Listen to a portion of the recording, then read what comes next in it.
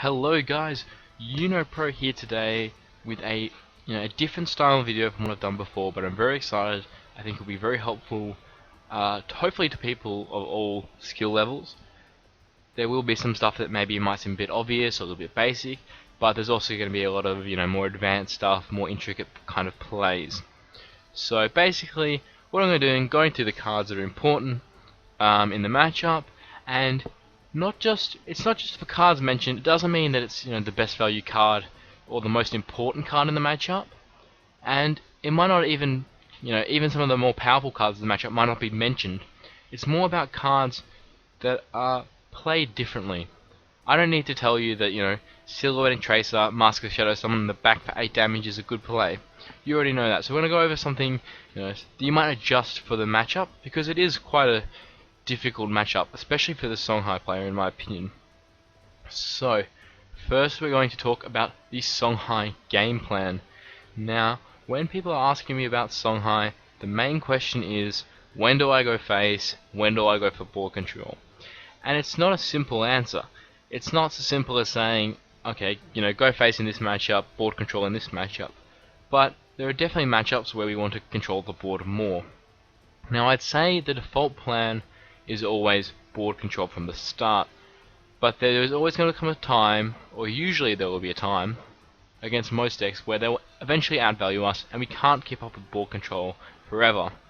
We have high tempo cards like Saber's fine, but they're not efficient card wise, so value wise we can lose out eventually.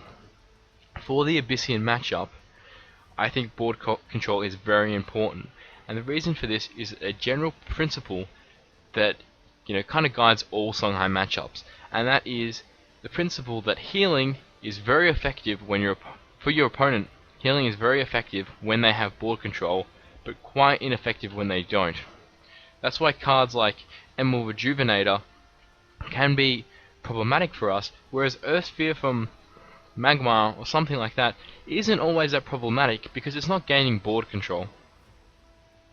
If we have board control and our opponent's healing, then that's fine, we're still getting consistent damage and they're not contesting our board by healing. But if they already have a board, then their healing is directly countering everything we're doing.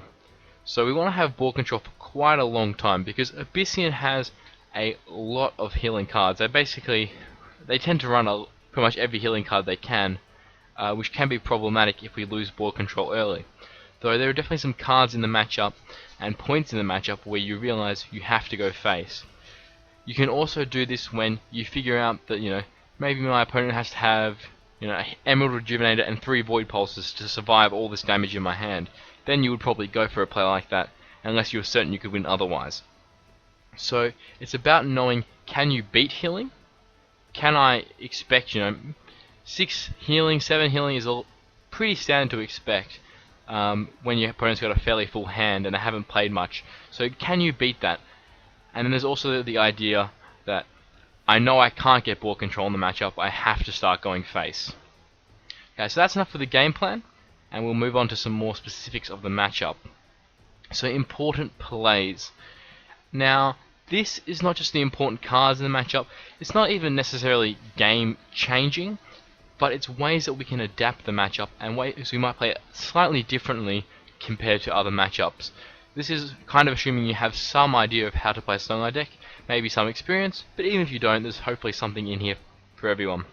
Okay, so Lantern Fox. Lantern Fox is a 2/4, very, very strong card, generates a lot of value, but has a very clear weakness to Night Sorrow Assassin, which will destroy it without giving us any Phoenix Fires. Now, in my opinion, people tend to overreact when Lantern Fox gets killed by a Night Sorrow Assassin. Sure, it's a trade which leaves a body on the board, but the body will normally die for a free hit from the general, and especially because it has to be nearby one of your minions, it's nearly guaranteed if you position correctly. Now, this isn't all that bad. The times when it's bad is when your general is conflicted on what to hit. You always want to be clearing minions when you can with the general for free because it's great value. But if suddenly my opponent makes me choose between killing a Night Sorrow Assassin and a Mini-Jax, then suddenly that Night Sorrow Assassin has gotten more value from the body as well. If it was just a 3 mana for 3 mana trade, that's all fine. We take 3 damage from the from the Knights or Assassin, but in this matchup we don't really care too much about our health. So when considering to play Lantern Fox, you kind of want to consider the timing. Can I afford to hit the Knights or Assassin afterwards? Because it's pretty safe to assume that your opponent will have a Knights or Assassin. They'll often save one for Lantern Fox. Plus it's a really good card in the matchup, so they'll be hesitant to throw one away at any point.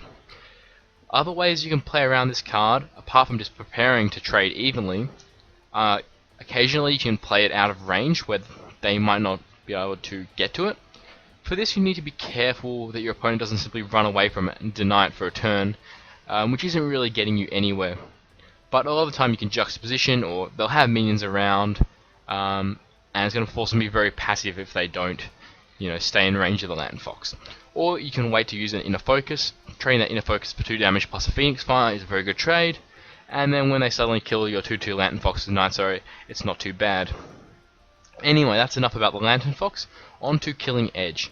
Now, Killing Edge is always pretty decent in minion-based Songhais, and it's not a card you'll really see in Spellhai, but some of the other principles will apply to Spellhai. Killing Edge is very, very good in the Abyssian matchup. Abyssian lacks good hard removal, and in the current meta they don't run a lot of Dispel. The 4/2 buff, especially on a range minion, but even on something like an Artifact Hunter, Silhouette Tracer, is very, very hard for your opponents to deal with. Abyssians are cutting more and more spells back. Often you're just seeing Darkfire Sacrifice, Void Pulse, sometimes a couple of other spells, but mainly those two. Ritual Banishing is played occasionally, but unless that's on a Sarlacc, it's not even that good of value. And you're not normally going to get hit out of your Killing Edge when you're playing it. You're not going to just play it on a minion that can't attack. So you're already getting value, and that's taking up a really, awkward amount of the turn. Especially on something like 6 or 5 mana, they really can't develop their board. So Killing Edge is a very, very good card in the matchup, and when you can make it land, it can definitely win you games. Okay, Primus Fist. Now, I've put Primus Fist in here for 2 reasons. The first reason is simply it represents a way which Songhai can take games, which is just playing a lot of 2-drops early on and abusing a lack of AoE clear from Abyssian. Now, Abyssian has AoE options, but they're not typically run in the current meta. So Primus Fist first of all represents that, but second of all, it represents a play that has become quite common to play around Knights or Assassin, especially Lioneye you'll see will be running more Primus Fist, just to buff those cards out of Knights or Assassin range. Now the key ones that you'll be doing in Songhai are often, Tusk Boars, which is not the end of the world, it's still a 3/1, it's not that the greater value, but it's still something you want to live. As well as Artifact Hunters. Artifact Hunter is a very strong card in Songhai. We play some of the most powerful artifacts in the game, but it still feels a bit bad playing, a 4-mana body and having it die for free and live a body. So sometimes you can save Primus Fist combo with Artifact Hunter, but if you have 4 mana, I still don't tend to have a problem with slamming Artifact Hunter if I don't have a better play. Alright, on to the next slide. Now these are cards to play around. These are cards that tend to define the matchup, and how you play around these cards will really heavily influence if you win. Now the first one might seem surprising to some people, Vorpal Reaver. Now Vorpal Reaver, some people underestimate it. I think it's very good in the Songhai matchup, but it can be a bit slow at times. What it does present is a clock. With Celerity, 6 attack, and a Dying Wish that's very, very strong. You're putting your opponent on a clock, and that's something that modern day Abyssian really struggles with. They're not running the old Knights or Assassin, they're not running Burst, giving things 5 attack, finishing you off. They're going to kill you slowly, so they need to heal. But sometimes we can race that healing, and they simply can't kill us before we can kill them. Vorpal Reaver, especially if it comes out early with a Darkfire Sacrifice, can end the game. You need to put that right on the journal because your opponent will try to run away. So we need to have a plan for that as Songhai, because we can't simply let it die. And more so than the healing cards or Spectral Revenant or anything, this is the card I always have in the back of my mind, similar to how Jax functions against Vayner. This card can end the game, and if it gets out early and you don't have an answer to it, it will kill you before you often have time to kill them. So, ways we can play around it. a lot of the time I try to have a juxtaposition ready for it. Not to kill it with Mask of Shadows, even if I can, but often just to get it away from the corner. Silhouette Tracer also works well. Even just ignoring it and equipping some artifacts, if you can get more than one step away, that's also good. And Abyssian is always going to be very tempted to put it on their back, which is definitely not incorrect, but it will often mean that you have the space to walk 2 steps backwards and be out of its range. So that's something to keep in mind with positioning your general against the Abyssian.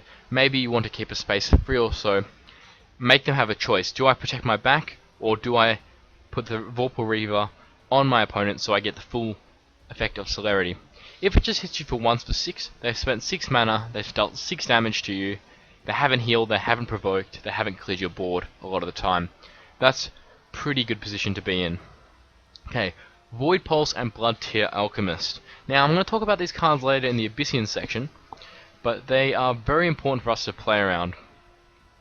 Void Pulse will punish us if we go all out. It's very efficient, very cheap healing, and it also deals really well with our artifacts, similar to what Blood Tear Alchemist does.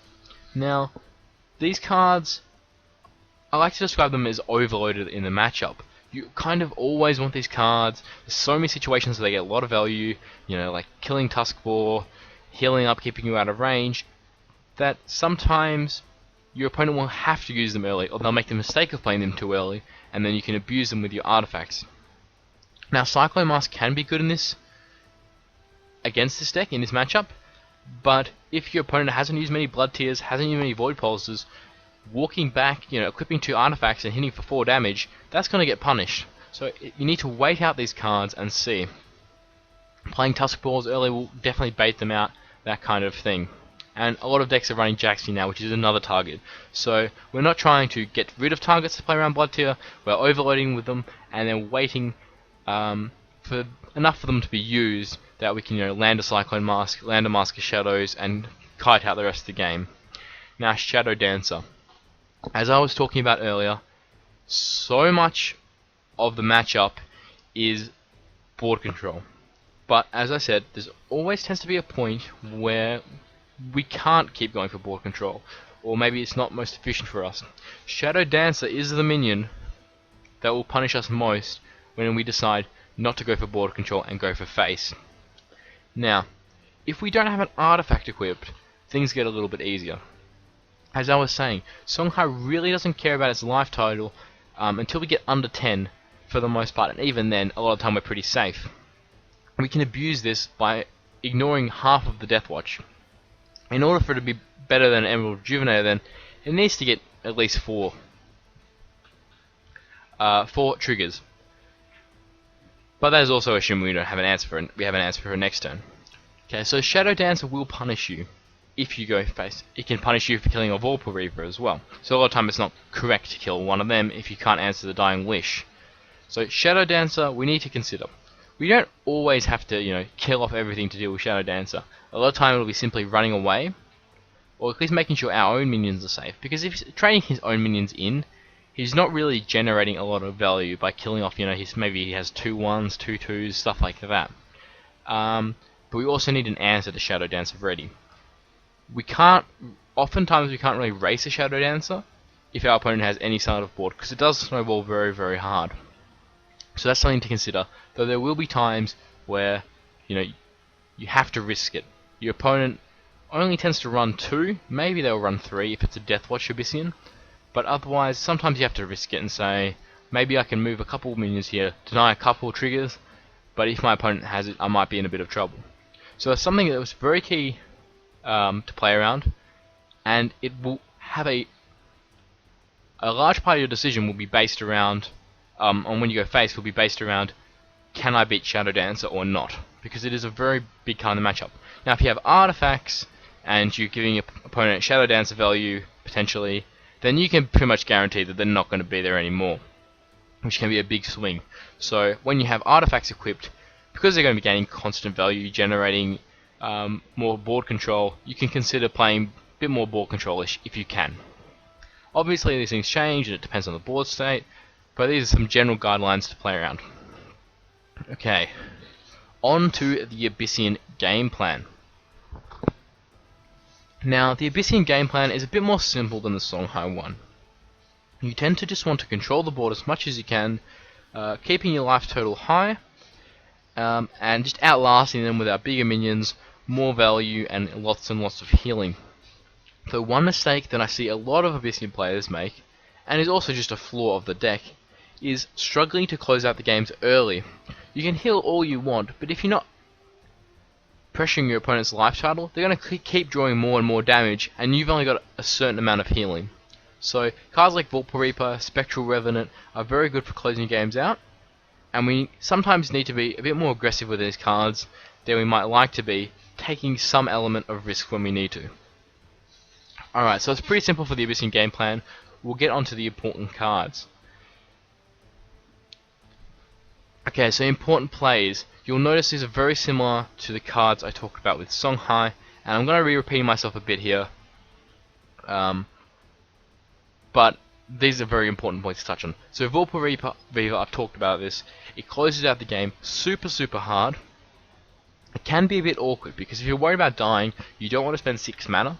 But if you can get a Darkfire Sacrifice out, play this on turn 2 even. Put it in your enemy general's face. That will often get even the concede out of your opponent. A very key card for when you want to be the aggressor, because your opponent's not going to be able to answer this card very efficiently.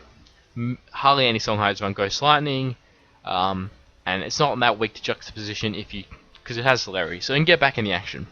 Nightstar Assassin, as I've talked about, very good card in this matchup.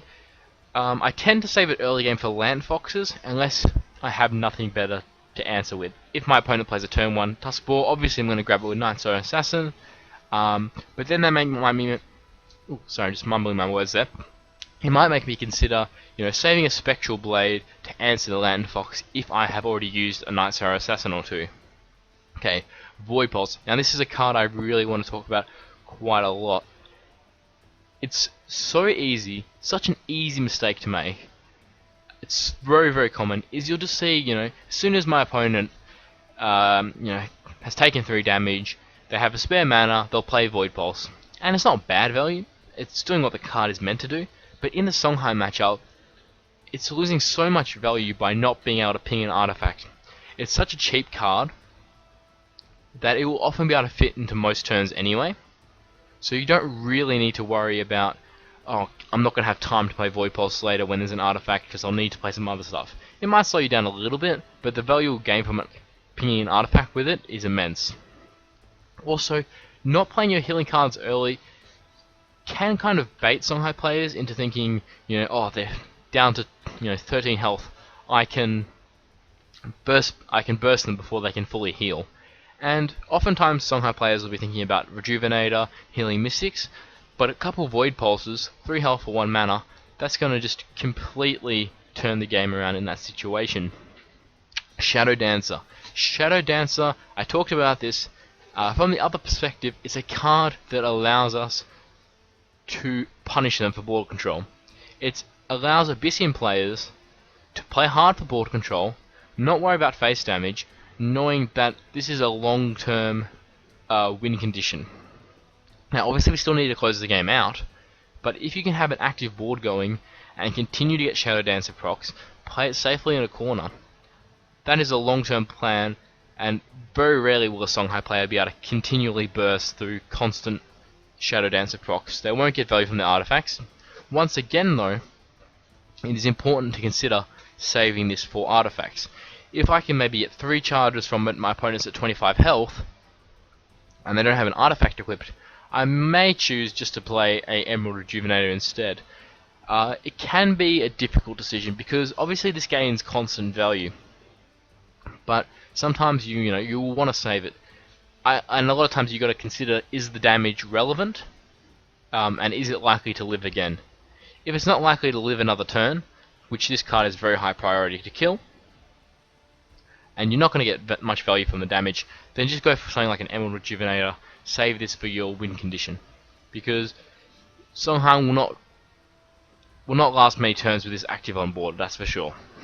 Alright, on to the cards to play around.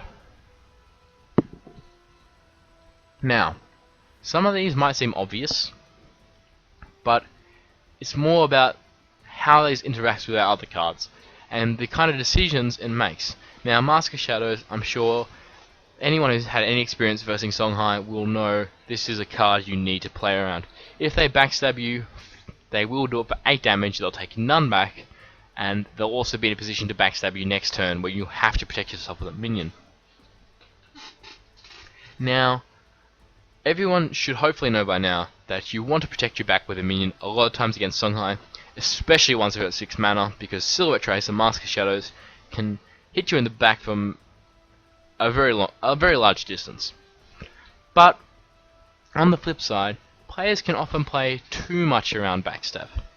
On 5 mana, some people will protect their back with a minion, which isn't necessarily bad, but a lot of times it will mean that your Songhai opponent can run out, back 2 steps or forward 2 steps, and be out of attack range of your minion, which basically means your minion really didn't do anything the last turn, and your opponent's earned a free, beam shock or something like that. And taking less damage will give Songhai extra turns. Extra turns mean more damage. Obviously, you can see it's bad for you. Now, Cyclone Mask. Cyclone Mask it's a very volatile card. Sometimes it can be amazing, sometimes it can be a little bit awkward. And it's a very timing based thing. The Songhai player will need to realize, when can I get away with a Cyclone Mask, and can I even do enough damage by the time my opponent gets to me. Now, cards like Bloodtear Alchemist, Void Pulse, as I've talked about, are very important for pinging this artifact. But you also need to consider how you position your minions. Positioning your minions on the square next to the enemy general will mean that Cyclone Mask won't get too much value, and they'll be forced to clear minions if they don't want to easily lose charges. Stuff like Jaxi, 2-drops are very good against this card, and you always want to have a plan. Can I beat a Cyclone Mask, Mask of Shadows equip, with my opponent running backwards? Spiral Technique is another obvious one how to play around. You need to heal above 8. Considering stuff like Juxtaposition can be a luxury, and also considering a general hit. But a lot of the time we want to healing it. If you're at 9, your opponent doesn't have many cards in hand, you're semi-safe. If you're at 8, you're very likely to die. A lot of decks run 2 Spiral Techniques, very common. I don't know why this says it's a rare. It must have been an old image. It is actually an epic. But sometimes you also have to realize you can't play around Spiral Technique forever. And if there's a draw where maybe you can heal but you're in a very weak position, you can't clear their board, you might get out of Spiral Technique, but you're still going to lose. So sometimes you need to realize, okay, I can play an Archon in their face, threaten to hit him for 7 damage. If he has Spiral, I lose, but if he doesn't, maybe I win. And sometimes you need to put yourself in those situations. Alright, so that is it for this matchup breakdown. If you have any feedback, please kindly do so. Just a little bit more on the matchup. I think Abyssian is slightly favoured, but it's not as bad as people say. A lot of times Songhai will go face and complain about all this healing, but Abyssian doesn't have that many board control tools. It has stuff like Spectral Blade, Night Sorrow, but early on tempo, Tuskbore is always going to give a Songhai player early tempo if they can use it efficiently, clearing 2/3s, taking a hit for a general. And also a lot of time, Songhai players simply will play Tuskbore when they could play it out of attack range, and they play it in attack range for no good reason whatsoever. So stuff like that, keeping your minions safe, playing for board control, until you know you can beat healing. So that basically comes down to the matchup, is using your healing cards efficiently, dealing with artifacts efficiently. Alright guys, I hope you like this video. I will plan on doing more for other matchups. Probably have Songhai in most of them, but I might do a few different ones as well. If there's any in particular you want to see, please be sure to leave a comment on that. And if you want to see more of this type of video, make sure to like and subscribe. See you next time, guys.